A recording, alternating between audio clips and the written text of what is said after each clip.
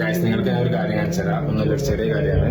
കണ്ടോ, നിങ്ങൾക്ക് നോക്കിയാൽ തന്നെ മനസ്സിലാവും. എന്റെ കൈയൊക്കെ നോക്ക്, കണ്ടോ, നോക്ക്, എന്റെ എല്ലാ മസിൽസും പോയിക്കണം ഫുൾ.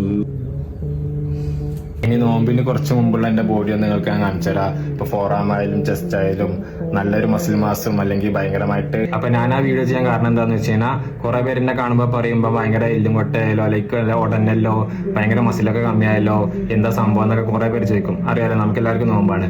പക്ഷെ ഈ വീഡിയോന്റെ ഉദ്ദേശം എന്താന്ന് വെച്ച് കഴിഞ്ഞാൽ ഇത്രേ ഉള്ളൂ നമ്മളെല്ലാവരും. അതായത് 11 മാസം ഞാൻ കഷ്ടപ്പെട്ടുണ്ടാക്കിയ ബോഡി ഒരു മാസം കൊണ്ട് ഭയങ്കരമായിട്ട് ഡ്രോപ്പായി. അപ്പൊ ഇതൊന്ന് മനസ്സിലാക്കേണ്ടത് എന്താന്ന് വെച്ച് കഴിഞ്ഞാൽ ഖുർആനിൽ കണ്ടിന്യൂസ് ആയിട്ട് പടച്ചോൻ പറയുന്നുണ്ട് എത്രത്തോളം താൽക്കാലിക ഈ ലോകം എന്ന്. അതിൽ പറയുന്നുണ്ട് കപടമായ വിഭവമാണ് ഈ ലോകം എന്ന്. അതായത് ഇതൊക്കെ ഉണ്ടാക്കിയ ക്രിയേറ്റർ പറയാണ്. അപ്പൊ ഒന്ന് ആലോചിച്ച് നോക്കുക, അതെന്താ അങ്ങനെ പറയാൻ കാരണം? ഇത്രേ ഉള്ളൂ.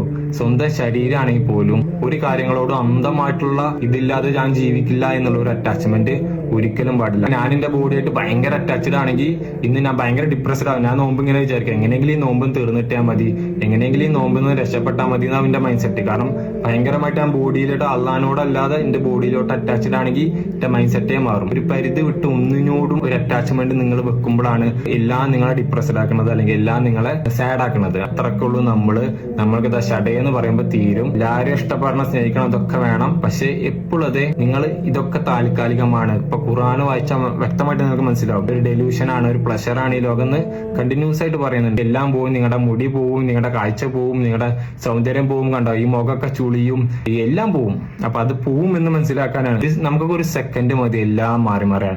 ഈ രോഗം വന്നവരുടെ അല്ലെങ്കിൽ അങ്ങനത്തെ ഇഷ്യൂ വന്നവരുടെ അവസ്ഥ ആലോചിച്ചേക്ക്. നമ്മൾ മനുഷ്യർ കാരണം എത്ര ഉള്ളൂ എന്ന് മനസ്സിലാക്കുക. ഭയങ്കരമായിട്ട് സീരിയസ് ആയിട്ട് ഈ ലൈഫിനെ നമ്മുടെ ചുറ്റുള്ളതിനെ കാണരുത്, ഒന്നിനും കാണരുത്. ആ പടച്ചോനെയും റിലീജിയനെ സീരിയസ് ആയി കാണുക. ബാക്കി ഒന്നിനും നിങ്ങൾ ഒരു പരിധി വിട്ട് ടെൻഷൻ അടിച്ചിട്ട് ഒരു കാര്യമല്ല. ഇന്നല്ലെങ്കിൽ നാളെ ഈ ഹൃദയം നിൽക്കും. ഈ ജോലിയാണ് എന്റെ പടച്ചോൺ, ഈ സൗന്ദര്യമാണ് എന്റെ എല്ലാം, അല്ലെങ്കിൽ എന്റെ ശരീരമാണ് എന്റെ എല്ലാം, എന്റെ ഐഡന്റിറ്റി എന്നൊക്കെ വിചാരിച്ച് ജീവിച്ച 100% ഇന്നല്ലെങ്കിൽ നാളെ നിങ്ങൾ അതും പറഞ്ഞ് കരയും. ആ ഒരു ഇമ്പോർട്ടൻസ് കൊടുത്താൽ മതി നമ്മുടെ ചുറ്റുള്ള കാര്യങ്ങൾക്ക്. അപ്പൊ അത്രേ ഉള്ളൂ, ഇത്രയൊക്കെ ഉള്ളൂ നമ്മള്.